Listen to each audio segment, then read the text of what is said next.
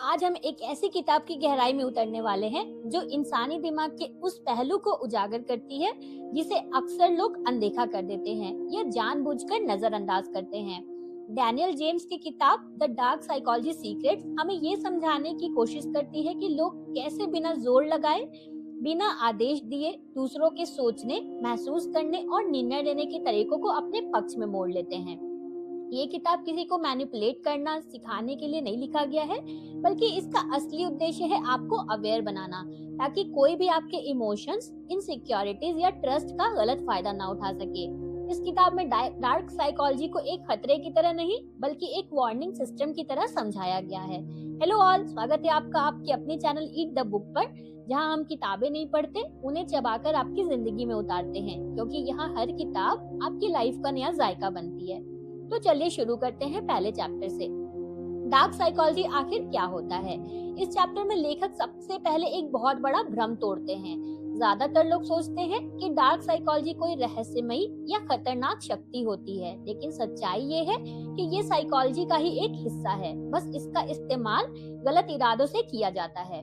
Dark psychology का मतलब होता है किसी व्यक्ति के थॉट्स, इमोशंस और डिसीजंस को उसकी जानकारी के बिना प्रभावित करना। इसमें सामने वाले पर दबाव नहीं डाला जाता, ना ही सीधी मैनिपुलेशन की जाती है, बल्कि इन्फ्लुएंस इतना सटल होता है कि व्यक्ति खुद ये मन में मान लेता है कि डिसीजन उसने अपनी मर्जी से लिया है। डैनियल बताते हैं कि डर, गिल्ट, इनसिक्योरिटी, लोनलीनेस और अप्रूवल की क्रेविंग, ये सभी इमोशंस डार्क साइकोलॉजी के सबसे मजबूत हथियार होते हैं। जब कोई व्यक्ति इमोशनली कमजोर होता है, तभी मैनिपुलेशन सबसे ज्यादा असर करती है। इस चैप्टर का सबसे बड़ा मैसेज ये है, डार्क साइकोलॉजी हर जगह मौजूद है, रिश्तों में, वर्क प्लेस में, एडवर्टाइजिंग में, पॉलिटिक्स में। ये कोई रेयर फेनोमेना नहीं है। ऑथर ये भी साफ करते हैं कि इस नॉलेज से डरने की जरूरत तो बिल्कुल भी नहीं है। असली खतरा इग्नोरेंस है।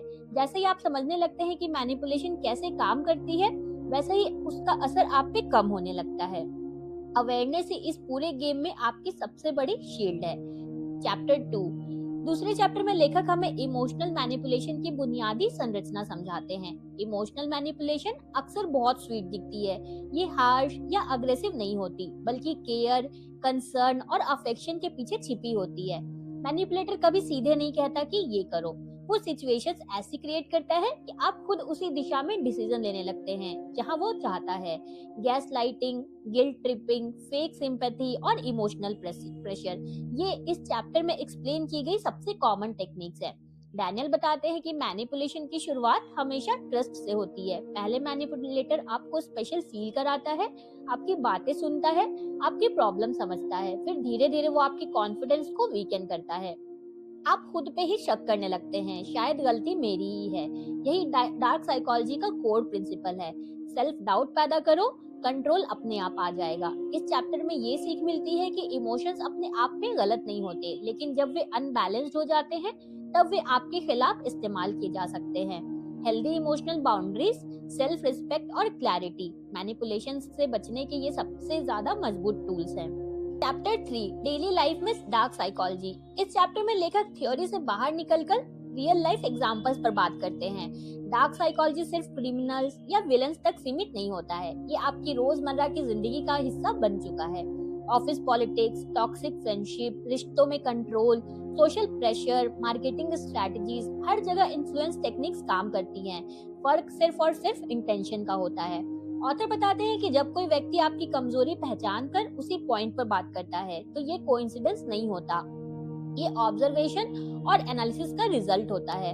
डार्क साइकोलॉजी धीरे धीरे काम करती है, ना तो ये लाउड होती है, ये बिल्कुल साइलेंट होती है। इस चैप्टर का सबसे पावरफुल लेसन है, वर्ड से ज्यादा बिहेवियर को ऑब्जर्व करना सीखिए। जो व्यक्ति बार बार आपको कंफ्यूज्ड, गिल्टी या डिपेंडेंट फील कराता है, वो शायद कॉन्शियसली या अनकॉन्शियसली मैनिपुलेशन कर रहा है।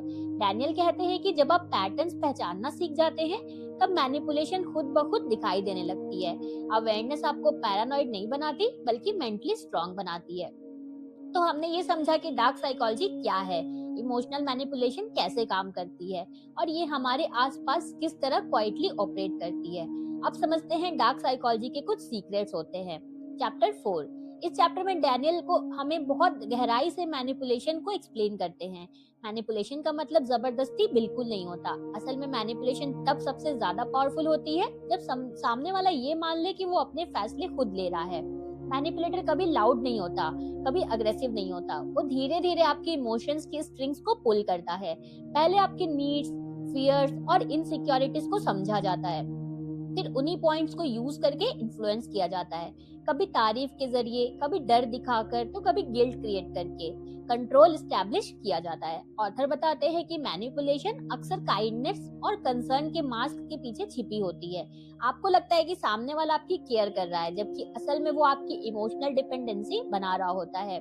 जब कोई इंसान आपको बार बार कंफ्यूज फील कराए, सेल्फ डाउट में डाले या बिना उसके अप्रूवल के डिसीजन लेने में अनकंफर्टेबल हो, तो ये मैनिपुलेशन का क्लियर सिग्नल हो सकता है। इस चैप्टर की सबसे इम्पोर्टेंट लर्निंग ये है कि मैनिपुलेशन नॉइज नहीं करती, ये क्वाइटली काम करती है।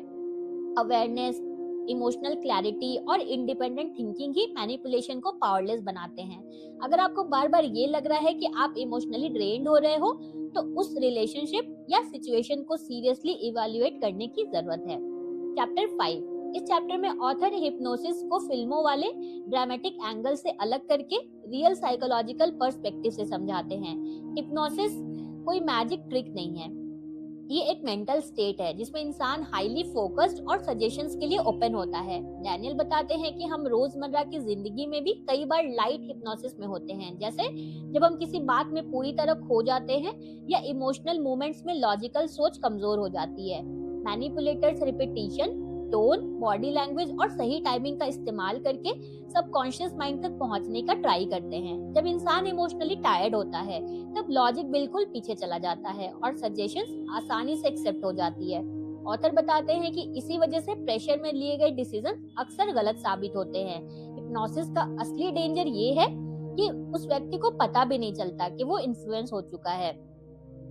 इस चैप्टर का कोर मैसेज बहुत क्लियर है। अवेयरनेस और क्रिटिकल थिंकिंग हिप्नोसिस जैसी टेक्निक से बचने का सबसे स्ट्रॉन्ग शील्ड है। जब आप सवाल पूछना सीख जाते हैं, पॉज लेना सीख जाते हैं और इमोशनली ओवरवेल्म्ड होने पर डिसीजन टालना सीखते हैं, तब कोई भी आपको आसानी से इन्फ्लुएंस नहीं कर सकता। चैप्टर 6। इस चैप्टर में पर्सुएशन और मैनिपुलेशन के बीच का सटल लेकिन डेंजरस डिफरेंस एक्सप्लेन किया गया है। पर्सुएशन अपने आप में गलत नहीं है, प्रॉब्लम तब शुरू होती है जब इंफॉर्मेशन छुपाई जाती है और सामने वाले को अधूरा सच दिखाया जाता है। डैनियल बताते हैं कि शब्द सिर्फ कम्युनिकेशन का जरिया नहीं होते, बल्कि इन्फ्लुएंस के टूल्स होते हैं। सही वर्ड, सही टोन और सही टाइम पर बोले जाएं तो इंसान बिना ज्यादा सोचे अग्री करने लगता है। Authority tone, confidence, emotional story telling और अर्जेंसी क्रिएट करना पर्सुएशन को पावरफुल बना देते हैं। मार्केटिंग, पॉलिटिक्स और सोशल मीडिया में इन टेक्निक्स का सबसे ज्यादा यूज होता है।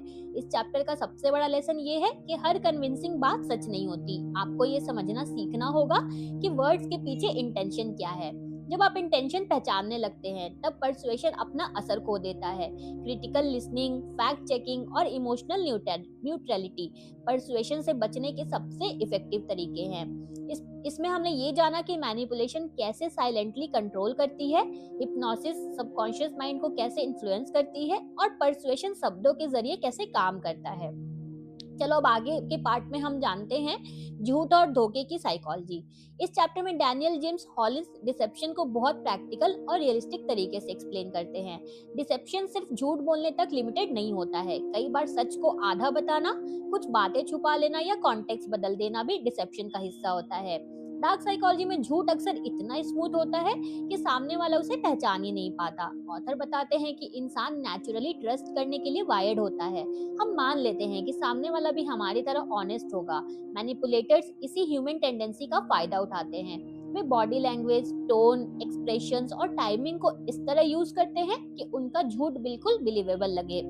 इस चैप्टर में ये भी बताया गया है कि डिसेप्शन ज्यादातर इमोशनल सिचुएशंस में काम करता है। जब इंसान इमोशनली इन्वेस्टेड होता है, तब वह रेड फ्लैग्स इग्नोर करने लगता है। मैनिपुलेटर्स वर्ड से ज्यादा बिहेवियर पर ध्यान देते हैं और उसी के अनुसार अपना झूठ डिजाइन करते हैं। इस चैप्टर की सबसे इम्पोर्टेंट लर्निंग ये है कि ट्रूथ हमेशा वर्ड्स में नहीं होता, एक्शंस में भी होता है। अगर कोई बार बार अपनी बात बदलता है एक्सक्यूजेस देता है या सवालों से बचता है तो डिसेप्शन की पॉसिबिलिटी स्ट्रांग हो जाती है।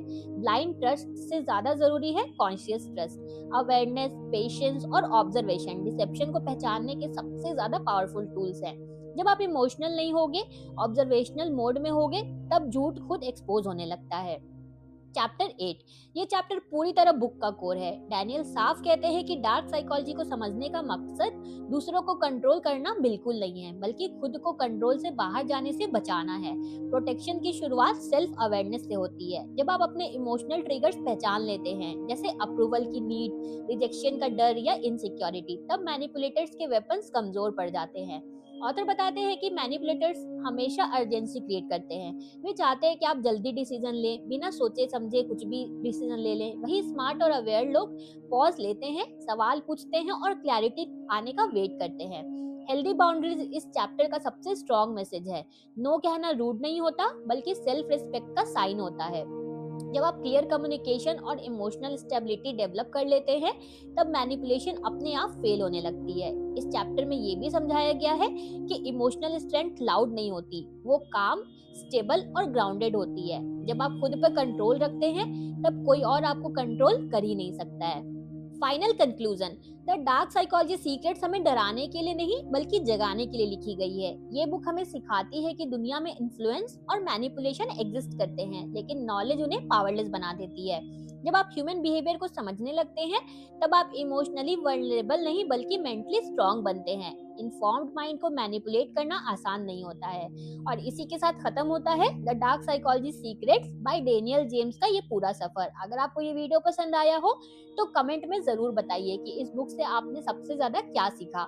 और अगर आपको ये समरी यूजफुल लगी है तो इसे लाइक करके अपने दोस्तों के साथ शेयर जरूर कीजिएगा। और हाँ, चैनल ईट द बुक को सब्सक्राइब जरूर करें, जहाँ नॉलेज मिलता है स्नैक्स के साइज में। मिलते हैं जल्दी एक न्यू बुक समरी के साथ। तब तक keep eating, keep growing. Thank you for watching.